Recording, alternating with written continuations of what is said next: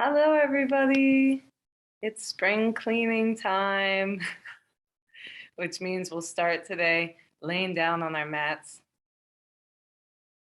Oh, no. Well, he's already, wait! He's already started laying He's down. already started. Just lay down wherever you are and I'll talk you through some stuff. All right, you. We're going to have to move a little. Just a little. We can hang out together. Yeah, he can cuddle. He's a tough beast, so he doesn't always cuddle when other people are watching. So we start laying down. You can bend both knees and let the knees knock together. Yes, and you can take off slippers if you want. If you want, you don't have to. A little cold. Yeah, it's first thing in the morning for Anne and Brian at the Refuge Yoga. Crack of noon. So yes, laying down on your back, knees knocking together in an easy resting posture. All right. Feel free to start a heart massage. So taking the palms, the pads of the fingers, and finding that area right here where the ribs split. That's right below Mr. Spock's little badge there. And you just can start pressing in like this and massaging. So he's not ripping it yet. Big trouble at Refuge Yoga. Stop it. So yes, that's what we're doing for now. So as we do this, I'm going to go over principles of cleaning the body according to yoga. So it's spring here in Baltimore right now as of filming, and it's just become spring.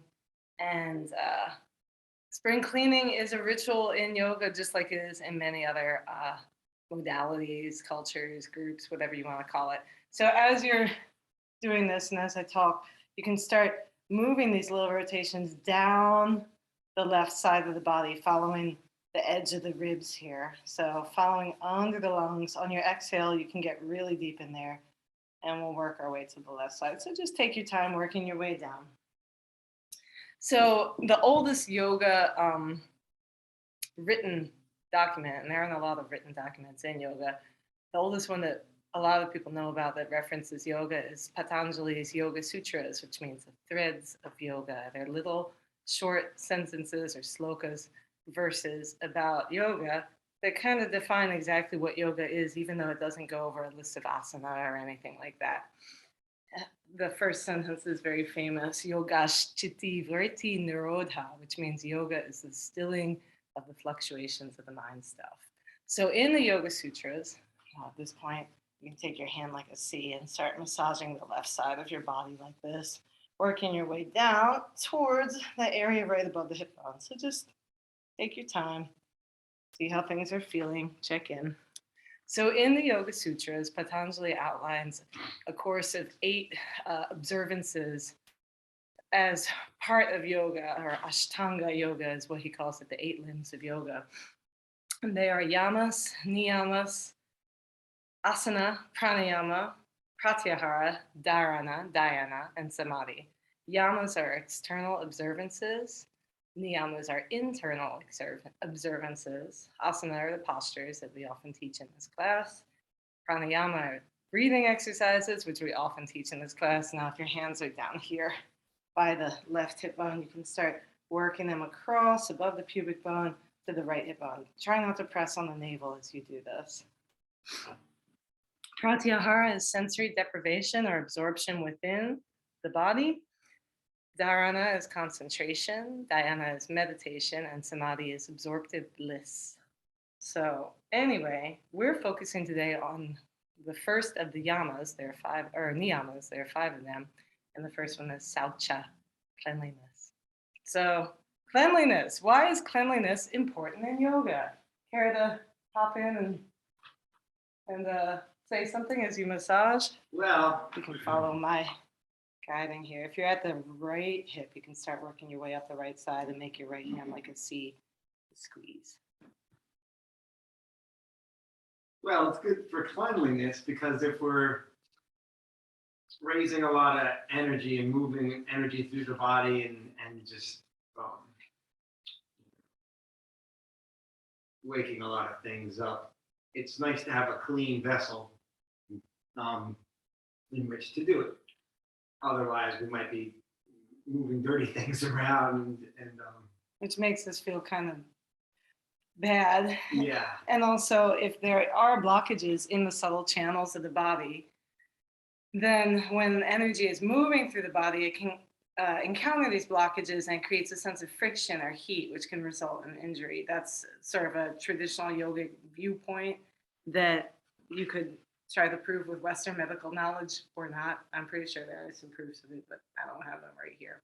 So, in other words, cleanliness is very important for the yoga practice. It's important to practice in a clean space, but it's also important to practice with a clean body. And yoga has a lot of cleaning practices called shatkarma. That means 6 actions. These are basically 6 large groups, meaning there's a lot of things in each group. We'll go over a few of those shatkarmas today, but ideally shatkarmas are best performed before practice. It's not a traditional element of a lot of Western yoga teachings, but there are elements that you will recognize, like Kaplabazzi, which is a shatkarma. That's a breathing exercise. It's done to remove stale air from the lungs, and one that we will practice today, amongst others. So as you lay here, continue working those fingers up the inside of the right ribs here, the bottom of the right ribs, until finally we get back to center. It's been a long journey. And then you can sweep down either side of the belly here, avoid the navel area. Just pressing the energy down. This gentle belly massage prepares us for further belly exercises later, but also any sort of gentle massage can help break up stuck energy in a part of the body. So that is why we start with the belly at the end of winter, when we've been spending all winter eating wonderful treats and building our insulation. Now it's getting warm and we might want to loosen some of that insulation. Before you get up, feel free to close your eyes and take the pads of your fingers right to the ridge above the brow and below the forehead. See how I have this little lump right here? We'll take the pads of the fingers there. It's kind of your third eye or ajna chakra here. And press in gently, massaging this area like this. If you're wearing glasses like me, feel free to take them off. In fact, I'll do that now. This is called Kaplarandra Dauti. Dauti is one of the 6 shatkarmas. Let's see if I can remember them. There's Dauti, Basti, Neti. That's a neti pot. Feel free to keep massaging. Dauti, Basti, Neti, Kaplabazzi, Chatak, and Nauli. And today we'll do Kaplabazzi, Chatak. We're doing a version of Dauti right now. This is cleansing of the upper head. So if you have a headache, this is actually a really nice movement. If you want, you can take those little circles the other way. And just find yourself in your breathing here. Feeling yourself massage away the tension that makes your face go like this. Those worry lines are not necessary right now. If you have sinusitis or anything going on with your sinuses right now, just be gentle. You don't have to press. And then when you're ready, we'll slide the fingers down along the eyebrows like this. And take the finger pads to the outside of the eyes, right here, this kind of fleshy spot. Same thing, we'll press in and draw little circles. First going in one direction, and then going in the other direction, just for posterity. Breathing deep. Smoothing out the forehead, smoothing out the sides of the face, the jaw. You can slide the hands down the face. And as you lay here, slide the hands along the neck like you're wiping off water from the shoulders.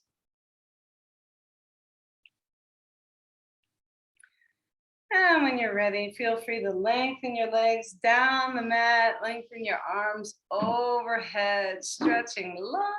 Legs come together, arms to come together, stretching long, long, long, long, long, like a pencil. And then you can draw your knees in towards your chest and hug yourself into a little round ball for a second, rocking side to side and maybe rocking off to one side or the other. I'm resting in the fetal position for just a second. And then when you're ready, you can push into your hands, come to hands and knees for a little bit of cat cow. Hopefully Brian will teach this because I've been talking a lot.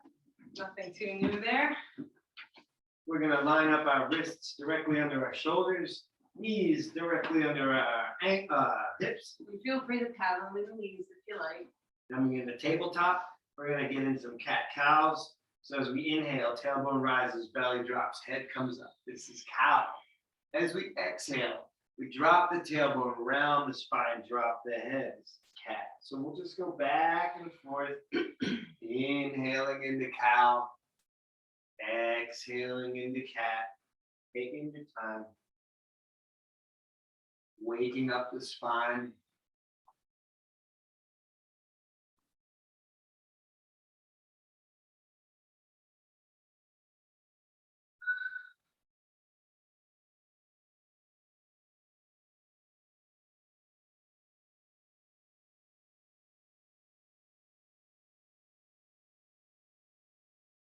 And then if you want to bring a circular motion into the torso, you can. So now, rather than just going back and forth in the cat and cow, we're rounding into it. Let the head just sort of go with the motion of the spine. So no tension in the neck, just let the head release. I think we're making a circular motion with our torso. And then switch the direction so that we're just doing it in both directions.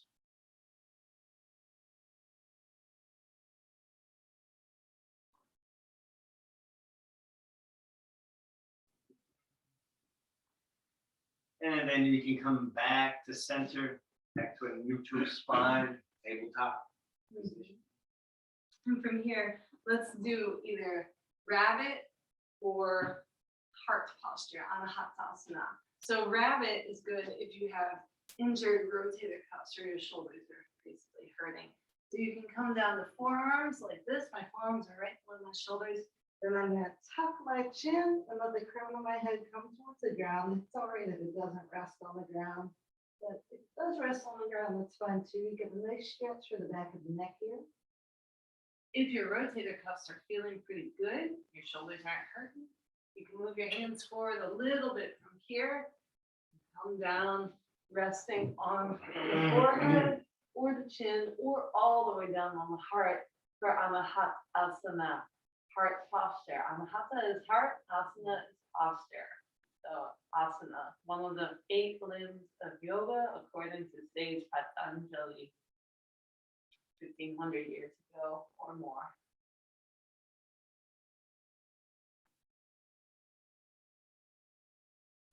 When you're ready, we'll come back up towards hands and knees. Tuck the toes, lift the hips to downward facing dog, and then just gently walk the hands back on the mat, coming into a forward fold, grabbing for opposite elbows if you like, and just gently letting the body sway side to side.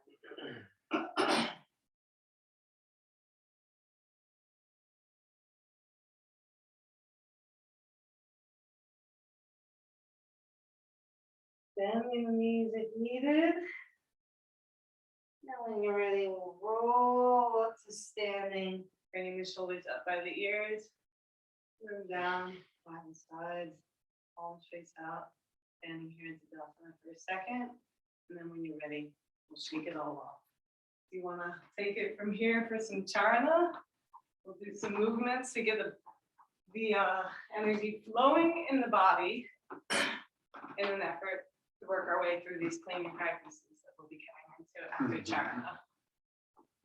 So go for it, man, whatever you like. Anything I like. Well, I think I'll start with the hands, the arms. All right.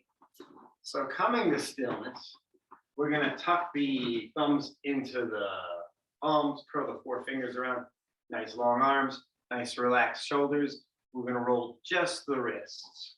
So getting a nice, good rotation, firm squeeze for that thumb. We're going to take the arms out to the side and up overhead. Try to keep shoulders relaxing down so the arms are moving up, the shoulders are not. When you get to the top, continuing those wrist rotations, take the arms down the front. And when you get to the bottom, switch the rotation, switch the direction you're rotating the wrists. And now we'll take the arms up the front and down the side. And then we can, just for a second, open up the hands, flat them out, shake off the arms. We're going to tuck the thumbs back in, curl the forefingers around, arms out into a T, relax shoulders, 2 airplane propeller forearms like they're facing forward in space. We're going to rotate like this. If you hear pops and clicks, that's okay. I am. As long as this doesn't hurt, it's okay. Switch the direction. Hear that?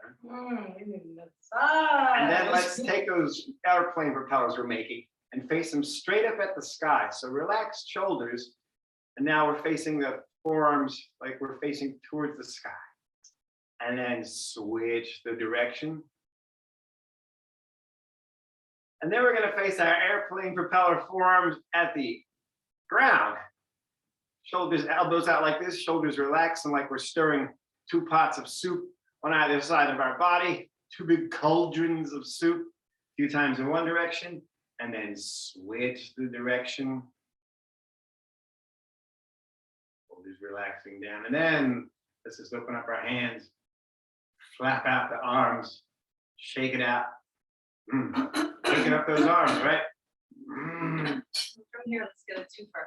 So feel free to bring the feet fairly wide, wider than hips width distance. And we're just going to start swimming forward the breaststroke. And at first, it can be a movement of just the shoulders. If you want hands on shoulders, that's fine. Or you can do open palm like this. Eventually, we'll get our hips into it. So we're bringing one hip forward from the back and then the other. So if this movement doesn't make any sense, it's okay. It's kind of like my arm is leading the whole side of my body like this, with the idea being that I'm getting some lubrication in my spine, which is snaking side to side as I do this. And if you want to do just hips, you can put your hands on your hips, bring one hip forward and then the other. Like that. And then maybe add the breaststroke in if you want. Already we're warming up the spine. Shake it off a bit. Come back to your body. This time either hands on the shoulders, doing a backstroke, or open palm backstroke like this. And again, you can draw the hips into the mix here. Bringing one hip back and then the other. Taking your time, you don't have to go as fast as I'm going. You can take it slow and examine what all these feelings you're feeling in your body feel like. Feels good.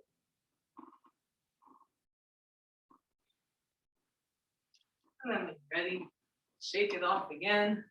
From here, let's let that shaking come back to that sort of shaking and twisting we were sort of informally doing earlier. I'll let this come to Tibetan twist if you want. So as you can, or I can. So eventually we will stop the shaking and just comes just the twisting.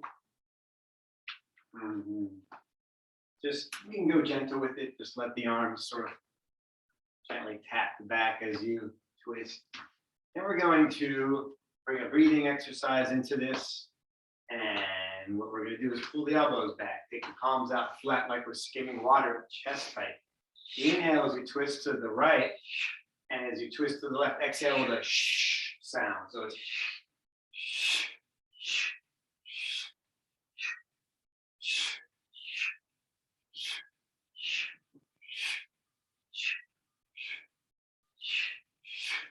Continuing that breathing, turn the forearms up, goalpost arms, shoulders relaxed.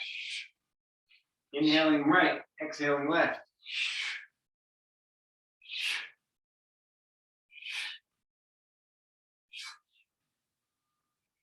out and take the arms out and down at about waist height.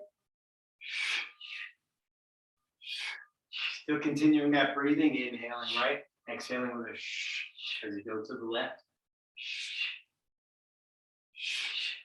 And then eventually we'll just make our way back to stillness.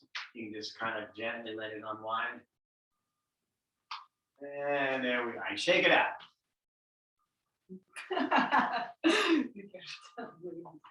All right, that's great. Okay, let's take a nice wide stance. I gotta take my socks off for this, so don't slide everywhere. We never did next yesterday. Let's do next today. So a nice wide stance. We're gonna do a little bit of Garuda squats and then some sumo twists, and then spinal stretches and a few other things, and I'll start working our way down. So feet are wide here enough that when I bend my knees, they aren't coming out over. So in other words, this is not what we're going for.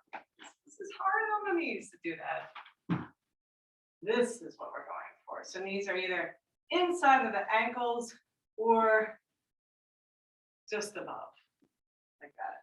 Another thing I want to point out, because I see this a lot when we teach at the rec center and anywhere else, when we bend our knees, we're not doing this. We're doing this. So these are coming out over the feet. So again, show from the front. This is not what we want. That is what we want. We want the hips open here. So with nice open hips, we'll inhale, bring the hands overhead, exhale, standing. This is called Garuda Squats. Inhaling, as taught to us by our teacher Teo Senko. Exhaling, inhaling, exhaling, inhaling, exhaling.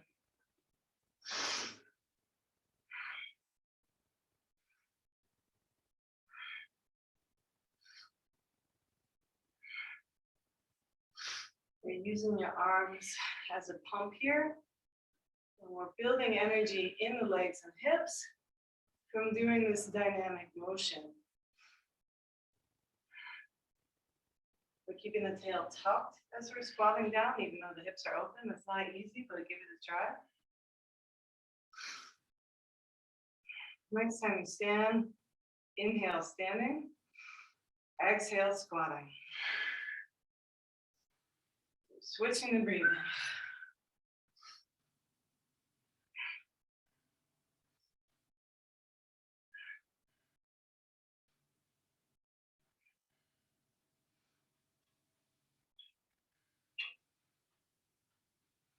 Next time we come down, stay down.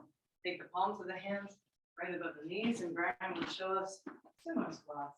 I'll show it from the side. So squatting down, again, tailbone is tucked, so we're not sticking our butt way out like this, but we're keeping the tailbone, I like that. yes, tucked. So we have, so you feel the stretch very much through here. Hands on either side of the inner thighs, just above the knee. We're gonna inhale here, exhale, press into one arm, twisting to one side. Inhale back through center, pressing into the other arm, twisting to the other side, exhaling.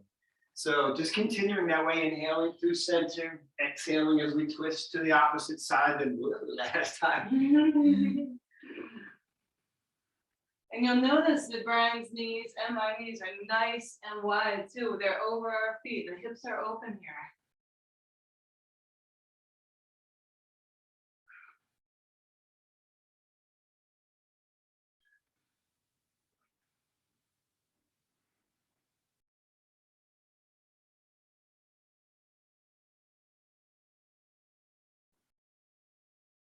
Next time you come to center, just stay here. We'll turn the feet so that they're parallel now. And I'm going to take the heels of my hands all the way up to the hip crease here. So the area where there's a bend between my torso and my legs. So right there. And then having my hands this far up against my hips, I straighten my arms. Those bring my shoulders up by my ears, but also lengthens the spine. So we're going to go against the shoulders always down element of yoga to take advantage of our sort of spinal structure for a spinal stretch. So coming forward, everything's loose, but the hands are up here at the hip creases. I'm gonna inhale, pushing into my hands, lengthening the spine, keeping the chin a little tucked here. Exhale, fold forward. Final stretch. Inhale, coming up. Exhale. Just do a few, 3 more. Inhaling. Exhale. 2 more. Inhaling. Exhale. Last one.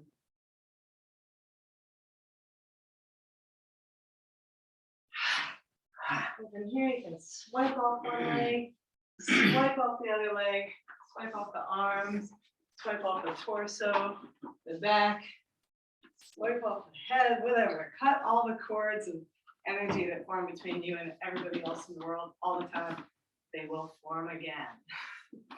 Give yourself a break. Let's do some neck rolls just standing here. Exhaling the chin towards the chest. Inhaling one ear towards one shoulder. Exhaling the chin towards the chest. Inhaling the other ear towards the other shoulder.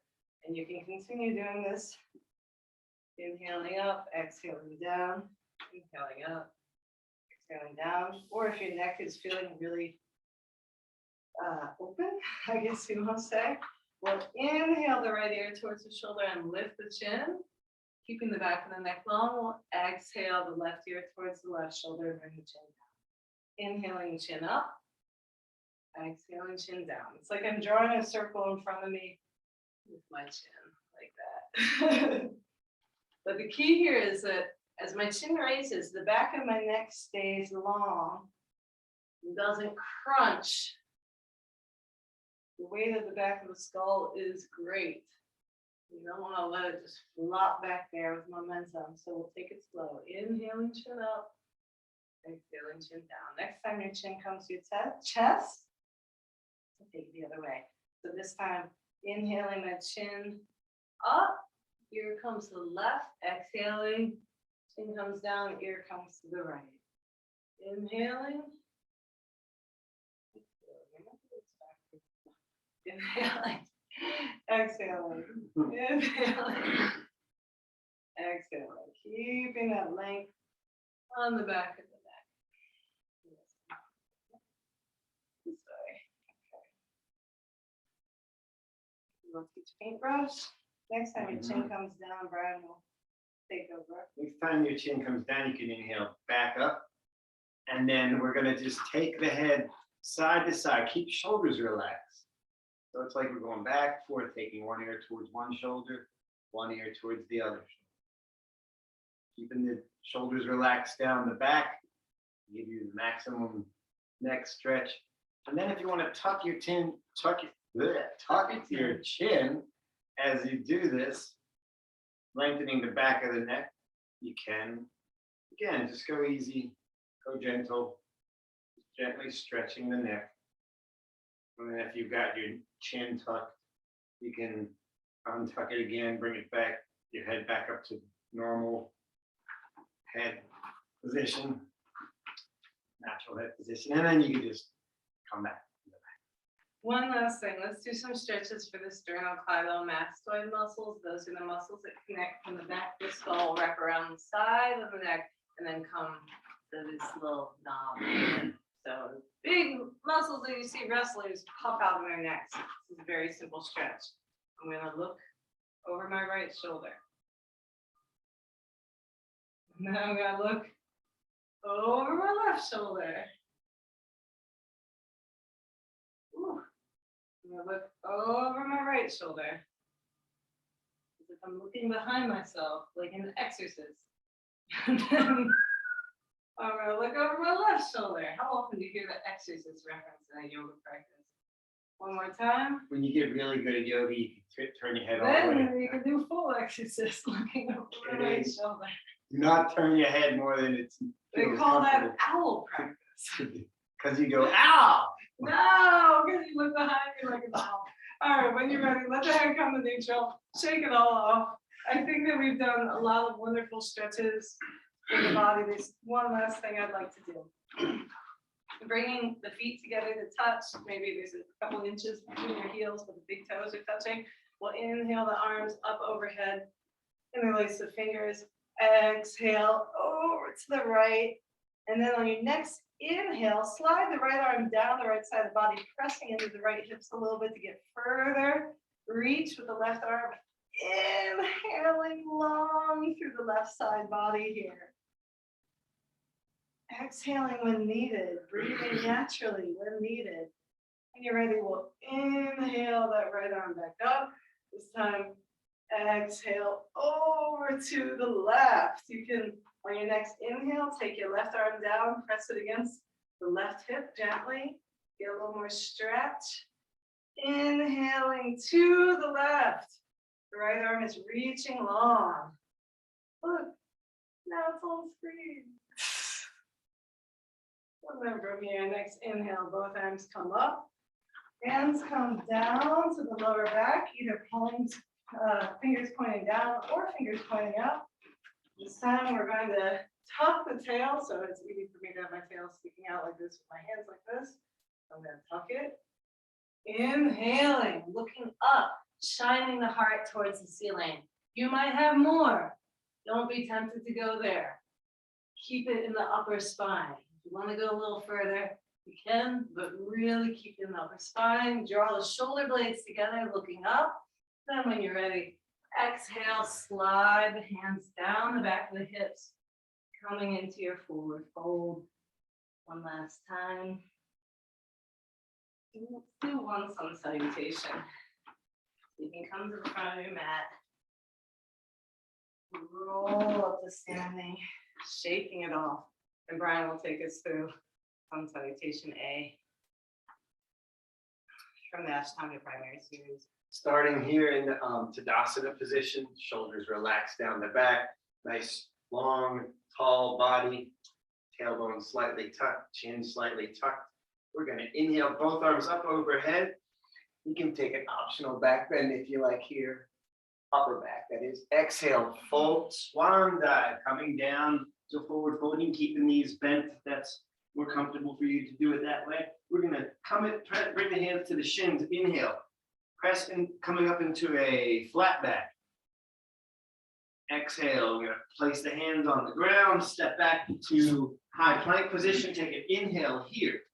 On an exhale, we're going to come down either flat body, so chaturanga, or knees, chest, chin with the hips raised. So knees, chest, chin. On an exhale, knees come down, then chest, then chin.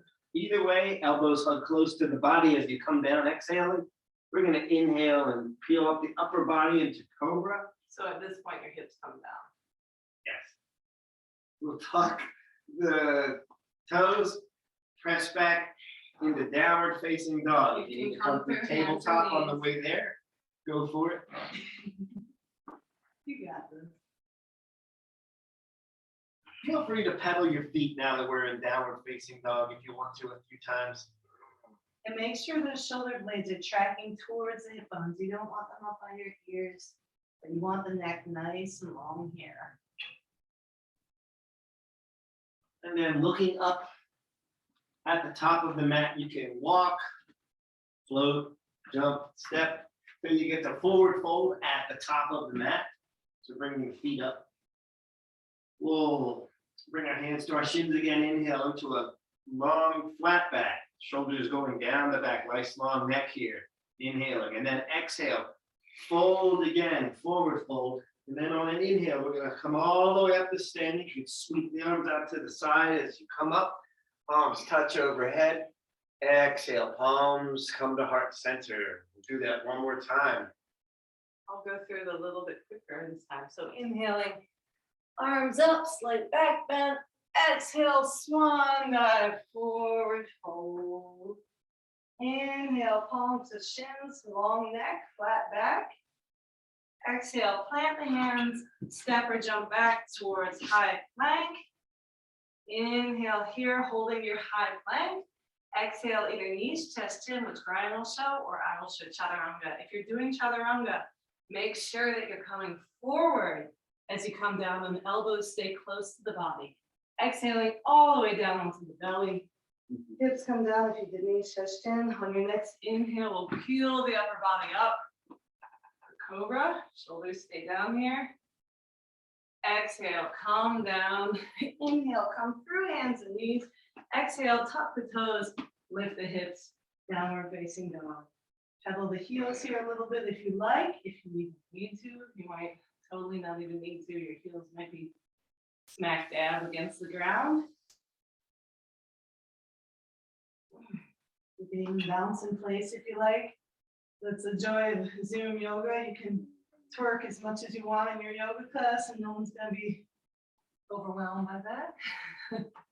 That maybe you guys watching us do it. So from here, when you're ready, look up towards the front of the mat and gently walk the feet towards the hands, bending the knees as much as needed. Exhaling into your forward fold. Inhaling up to flat back again. Spine is nice and long, neck is long, chin is tucked. Exhale, forward fold. Inhale, arms come wide and up. Exhale, palms come down to the chest. And Anjali Mudra. Very nice. You can take your arms out, shake it all out. We're going to do a practice called Agnisara Kriya. It's a cleansing practice in a way because it builds the digestive fire, which is seen as a cleansing fire. It burns out all the undigested food in the belly. That's Agni. Kriya means action. So it's the action of building Agni. We'll show you what that means when I do this funny hand gesture in a second. There's another name for Agnisara Kriya, which is Vanisara Antar Dauti. So again, another of the 6 actions, Shatkarma, Dauti. It's Dauti, Basti, which we will not demonstrate today or ever. That's yogic enema. There's Neti, which is in last year's spring cleaning class. You can watch that video on YouTube. That's Jala Neti, pouring water through the nostrils for nasal irrigation. There's Kaplabazzi, which we'll do in a minute. There's Tratak, which we will also do in a minute. And there's Nauli, which if you're lucky, we will demonstrate. We just begun to be able to vaguely do that practice properly after about 3 years of daily practice. So Dauti is a cleansing of the whole sort of internal cavity of the body. This practice, Agnisara Kriya or Vanisara Dauti, Vanisara Antar Dauti, is done on an exhale. So basically what I'm going to do, I'm going to show you my belly for a minute so you can see exactly how this works. My feet are coming a little wider than hips width. Hands on the hips, inhaling deeply to ground myself. And then on my next exhale, I'm going to bend my knees and come down to this kind of high squat, like this. And with all the air out of my belly,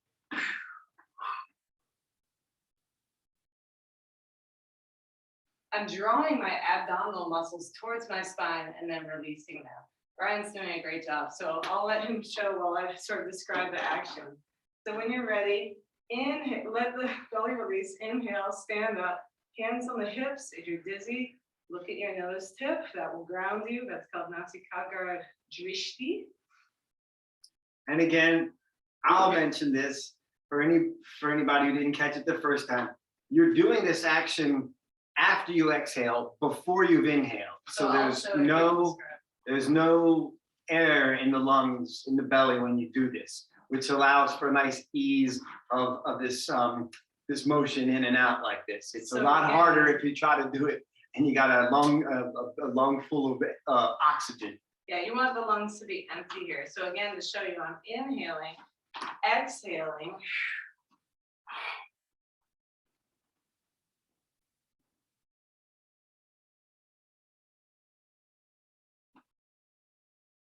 Release the belly, inhale, come back up to standing, hands on the hips, ground yourself, maybe look at your nose, draw your energy into your hip region.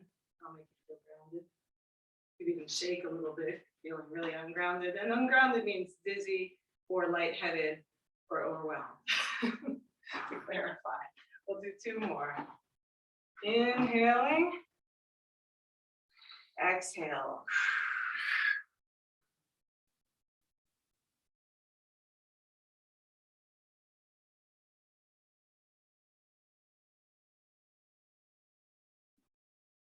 When you're ready, release the belly. Inhale. Hands on hips. Exhale, eyes and nose tip. Inhale. Exhale. Last round. Inhaling deeply. Exhale.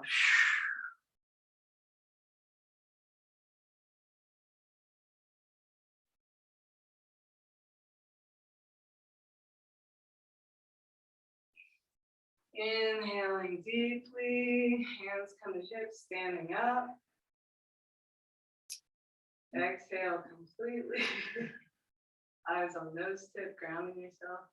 What's that? Just a piece of advice I give for anybody who had any difficulties with that or didn't quite get the This gist is a of it. good piece of advice.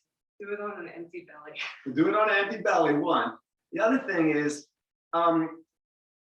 if you were watching us and they're like, whoa, they're like flapping their bellies like crazy, you don't have to do it that fast. You can do it very slowly and deliberately, out, in, out, in, out, and until you get that feel of that. And then you can try the flutter effect once you get the swing of how that's feeling. But again, always after an exhale, before an inhale is when you do this. So at this point, we'll kind of demonstrate that quality a little bit more. You might have also noticed when we started that we were drawing the navel towards the spine, and anyone who's done any of our bandha practices that we have on YouTube might recognize Uddiyana Bandha, that drawing in of the navel towards the spine and fanning out of the rib cage and everything. That's a more dramatic motion than what we were doing with Agnisara Kriya, but is a motion that is developed past Agnisara Kriya. So in other words, there's only like a slight difference between doing something like this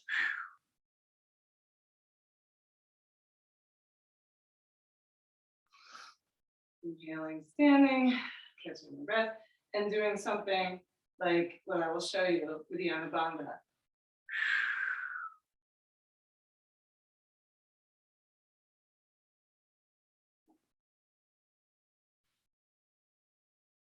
Inhaling after releasing the belly. So Uddiyana Bandha is a lock that draws the energy upward in the body, and that is a preparatory motion for Nawali Kriya, which might not show today. We'll see how much time we have. That is one of the 6 cleansing practices as well. The stacking of practices. But today, look how red I got from all that breathing stuff. It might make you lightheaded. So, catch your breath. And we're going to do Kaplabazzi now. So Kaplabazzi breathing, that is a breathing exercise. Some will call it pranayama, but technically it's shat karma. It's a cleansing practice used to cleanse the stale air out of the bottom of the lungs. It's do you want to show it while I talk about it maybe? Sure. It's a passive, it's an active exhale and a passive inhale. So what that looks like is a physical action. It says Brian's exhaling here. He's drawing his navel towards the spine. And then the inhale just kind of happens naturally. And you're going to think, I don't know if I trust that. There is a practice where there's an active exhale and an active inhale. It's called Vistrika, which, if you want to hold on. Oh, yeah, he's going to show. Great. So, yeah, that's a lot. You're going to go wild.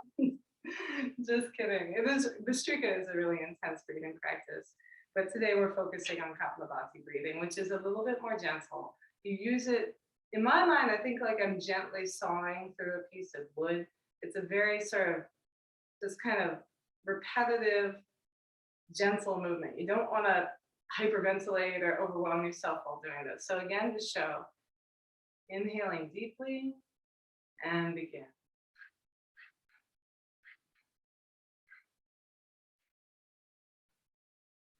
So the action is very subtle. It's like I'm using my mind and my muscles to draw my navel towards my spine on the exhale, and then I just release, and the inhale just kind of happens through that vacuum action. So I'm not really even thinking about the inhale. I'm just thinking about the exhale. It's like exhale, release, exhale, release, exhale, release. So let's do 3 rounds of that. We'll inhale the arms out wide enough just to sweep the energy. Exhale, push the hands down. This movement is called pranayama, gesture of life force. Inhale, arms up. Exhale, sweep the hands down the body. Breathe about 3/4 of the way and begin.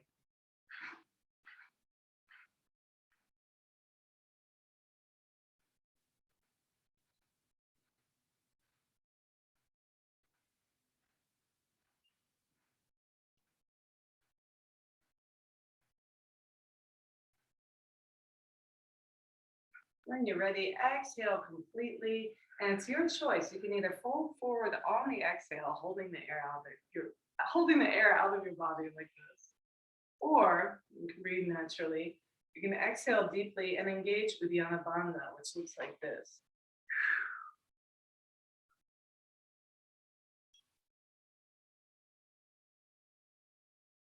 When you're ready to release the belly. Inhale deeply down. So you see when I did it with Uddiyana Bandha, I actually press onto my legs and bring myself off my hips for a minute and then come sit back down so that I can get a deeper tuck of the abdomen and a deeper fanning out of the ribs.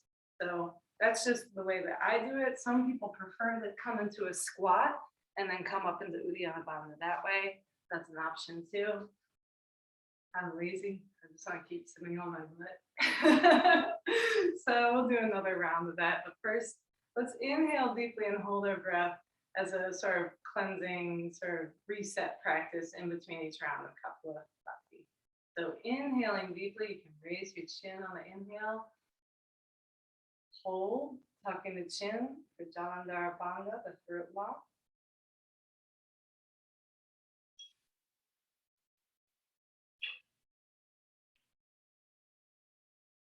When you're ready to exhale, lift the chin, exhaling. Again, 2 more rounds of pranayama, to sort of sweep the body clear. Inhaling, arms out wide and up. Exhaling, pushing down. Inhaling, arms wide and up. Exhaling, pushing down. Inhale 3/4 of the way to begin our second round of Kaplabazzi.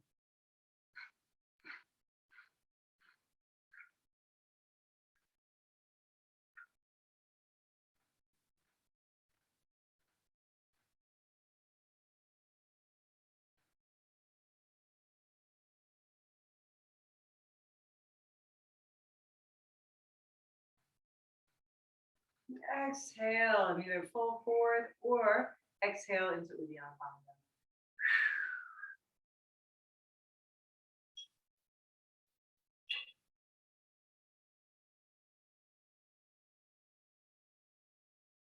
When you're ready to inhale, release the belly hold if you're doing that.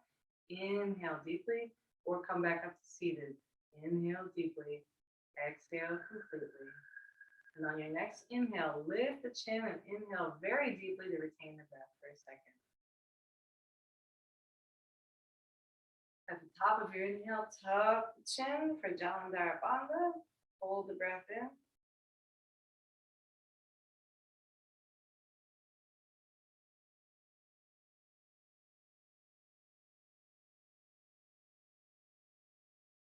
When you're ready to exhale, lift the chin, exhaling. Last round. Inhaling, arms out wide and up.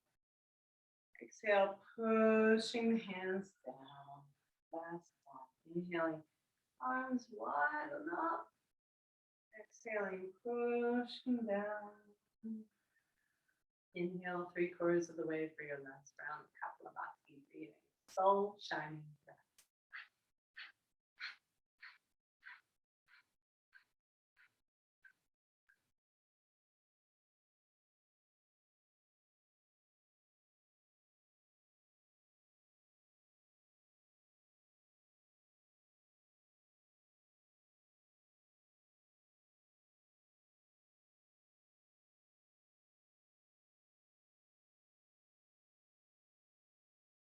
When you're ready, exhale completely, either folding forward on your exhale or pulling back into Uddiyana Bandha. And I will show you now, Lee. We won't describe much of it because we're running out of time. I'll see how I do it. I'm not super clear with Nally, but what it is it's an isolating, and if you need to breathe now.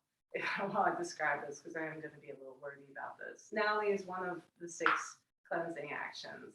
And what it is it's an isolating of the abdominal muscles and a churning of the abdominal muscles to cleanse the belly region and help build Agni, the digestive fire that helps you to digest every single thing that you eat, as opposed to letting it turn into kapha, a blockage, or ama, which is, depends on what you're eating, this unwanted stuff. Ama is the opposite of Agni. If Agni is a fire that burns everything clean, ama is like a goopy, whitish, stuck, milky something that sits in the body and doesn't want to go anywhere. So, and it can make you feel very tired and sad, perhaps. So, Nowly, what that looks like is I'm going to come into Uddiyana Bandha and then isolate these abdominal muscles to move it. And this is a practice which for some people takes years to perfect. We're still perfecting this practice ourselves, so I apologize if it's not the most beautiful thing. For some people, they can do it immediately, and they've been doing it since they were children. There's no rhyme or reason to that, and whether or not you can do it doesn't make you a good or bad yogi or any of that. That's not how yoga works. So when you're ready, if you would like to try Nali, I'll show you what it looks like. I'm going to exhale completely.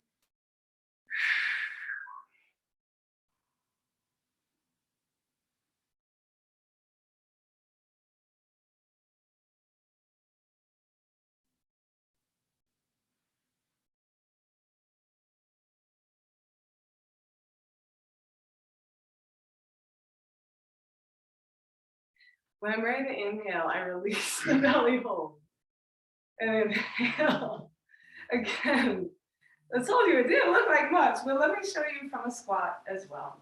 Because a lot of people train to do Nali from a squat, and that is the easier way. We've just been doing it seated for many years, so with varied results. But with a squat, you might be able to see what I'm doing a little bit better. So we'll give it another try. So what I'm gonna do is I'm gonna exhale into a squat.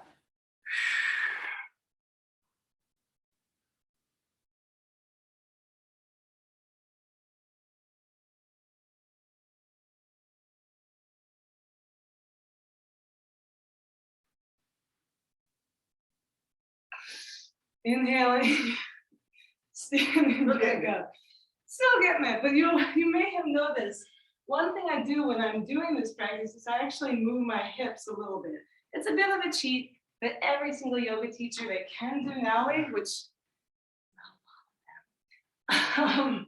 every single yoga teacher that can do Nali will tell you in the process, don't be afraid to move your hips to kind of help that abdominis rectus muscle, as well as the transverse abdominis, which you saw in my Nali, and the oblique muscles get that movement, that ringing movement. It's really more about subtle awareness of the way the muscles work in the body than necessarily a very dramatic visual. Although if you do a Google search on Teo Senko Nali and you see our teacher do it, you'll have a much clearer idea. So from here, we're going to go a little bit over today. And I didn't warn you all earlier, but I'll give you a moment to find something. We're going to do a practice called Tratak. It's also one of the 6 cleansing practices. So you got technically 4 out of 6 today. That's pretty good. Only ones we haven't shown are Basti and Neti, as I said before. We got our reasons for not showing those. But Tratak is a gazing practice. You use the eyes to fixate on a point or a yantra. It could be an image. And you try not to blink.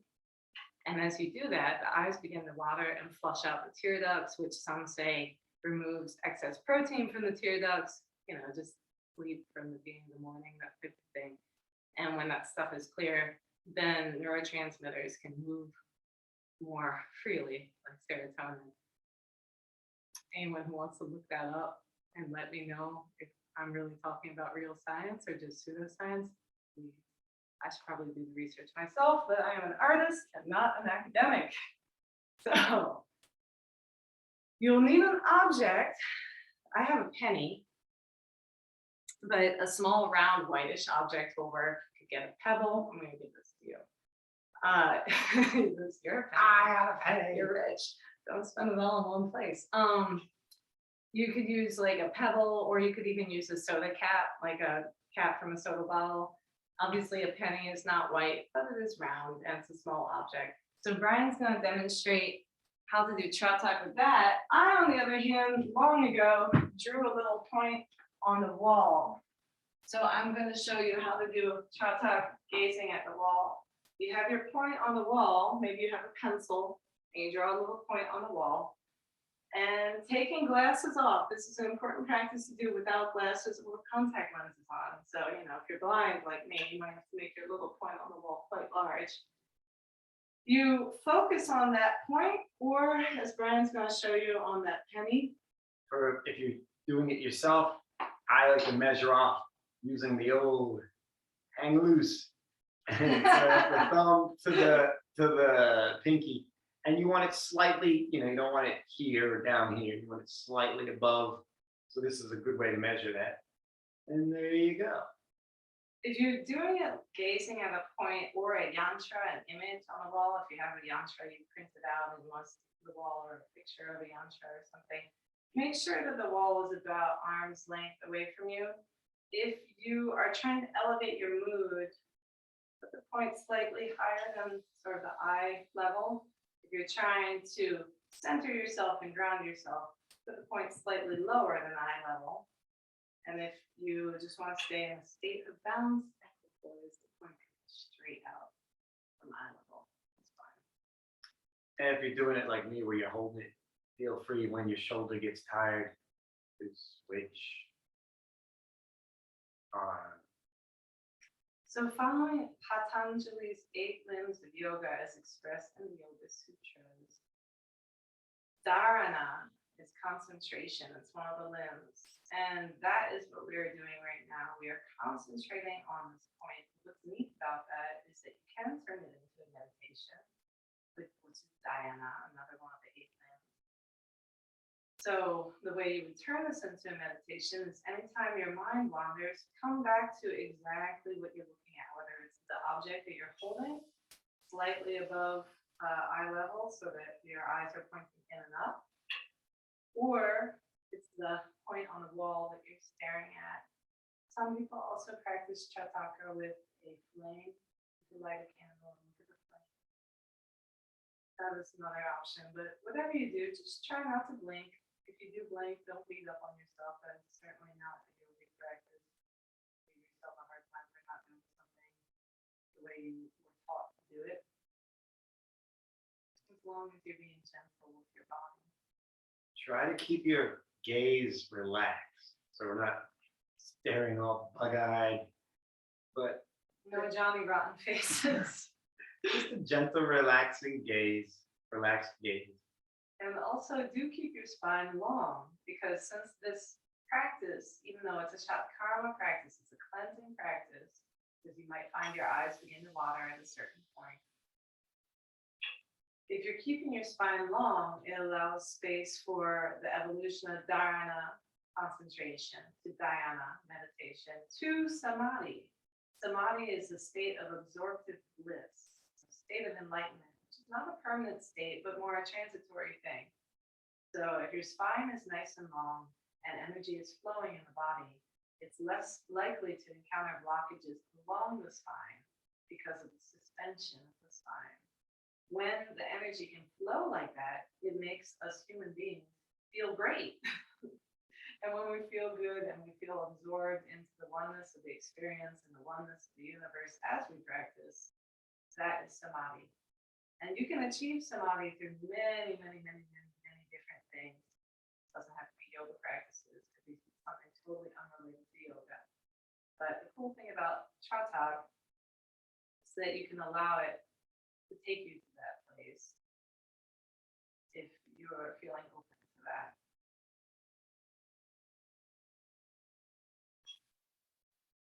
Inhaling deeply, exhaling completely.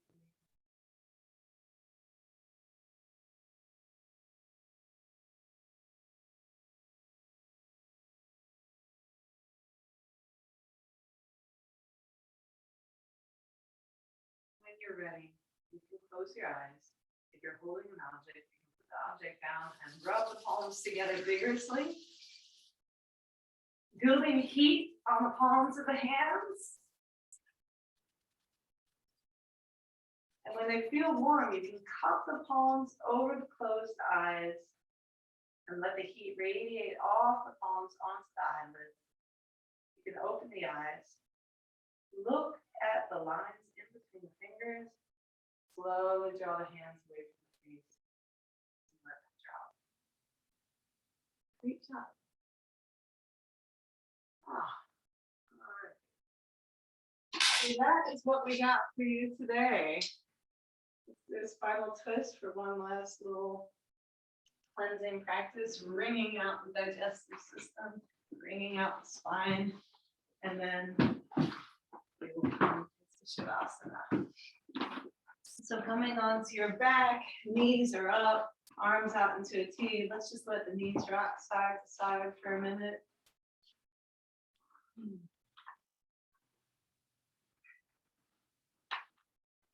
If you prefer doing this with your knees up by your chest like this, that's fine too.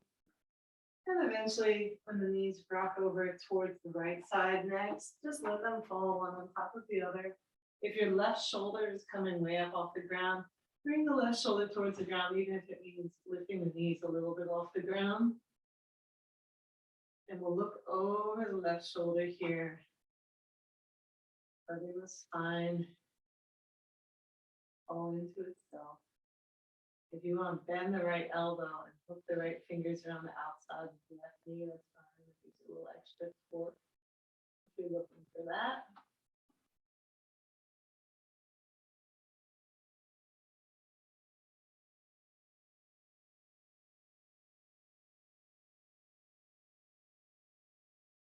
And then when you're ready, arms come back to a T. Knees come back up to center. You can center your hips on the mat. And then just let the knees fall over to the left. Making sure the right shoulder is staying connected to the ground. And that feels good with the shoulder. And then looking over the right shoulder towards the right hand. Your spinal twist on the other side. And then if you want a little more, you can bend the left elbow. Hook the left fingers around the outside of the right knee. Excuse me.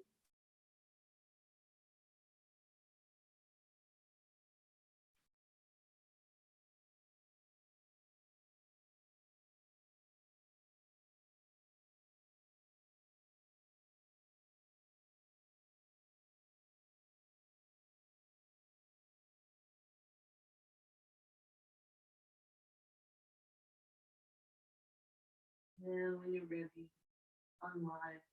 Brian will take us through Shavasana. So bringing your hips back to the center, we'll take one foot out towards one corner of the mat, the other foot out towards the other corner of the mat. We'll take the arms along the side of the body, maybe about a foot away from the side of the body, turn the palms face up. You can tuck the chin just slightly, just enough so that when you open your eyes, they're looking straight up into the air, not sort of off behind you or sort of off down below you. And then just, actually, if you want, you can also take the shoulders just slightly off the ground, tuck them in on the back as well. So you got a nice long neck, nice relaxed shoulders. And then we will just relax here for a few moments. You can let the breath return to just normal breathing. Letting the practice sink in.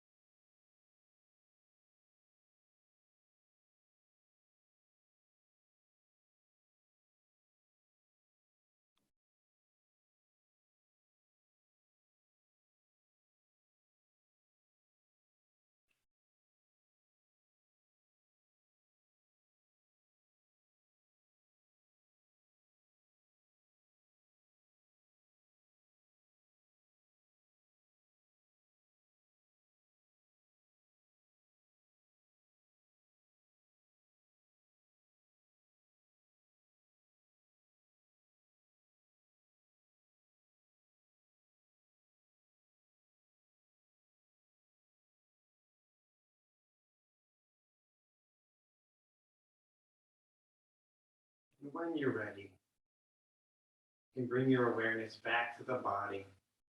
You can deepen your breath. You can start to wake up the body by moving the toes and the fingers, maybe even the wrists and the ankles. You can turn your head side to side as well. And then we'll get really long on the mat by bringing the legs together, press out through the heels. We'll bring the palms, we'll bring the hands together and bring the arms overhead. Inhale as we stretch long on the mat. And then if you like, one more time, we'll bring the knees into the chest, hug everything in. If you want to do a little bit of rocking while you're there, you feel free to do it, or you don't have to. Eventually, we'll make our way up to seated. So if you want to just rock up, you can. If you want to gently rock over into a fetal position for a second, take a moment there and gently push yourself up from there. That is okay as well. When we make our way up, we'll just find a comfortable seat for another minute while we seal in the practice, while we close off the practice. We'll do a couple of rounds of prana mudra. So taking the arms out to the side. We'll inhale, reaching arms up overhead. Exhale, press the palms down. Inhale, reaching. Exhale, pressing down. Last one. Inhale, reach. This time, let the palms come together. And we'll exhale, palms to heart center. If you'd like to join us in making the sound Om, feel free. We'll take a deep inhale.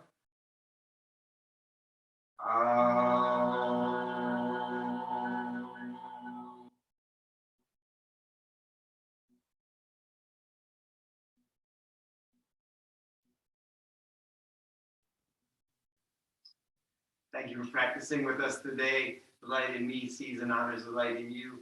Namaste. Thank you, everyone. This is quite an unusual practice, so if you have any questions about anything we did today, please don't hesitate to message us or send something in the comments, and we will be happy to answer that. And again, I reiterate, a lot of these practices are best done on an empty stomach, first thing in the morning, specifically for the Anabandha and Nauli and Agnisara Kriya.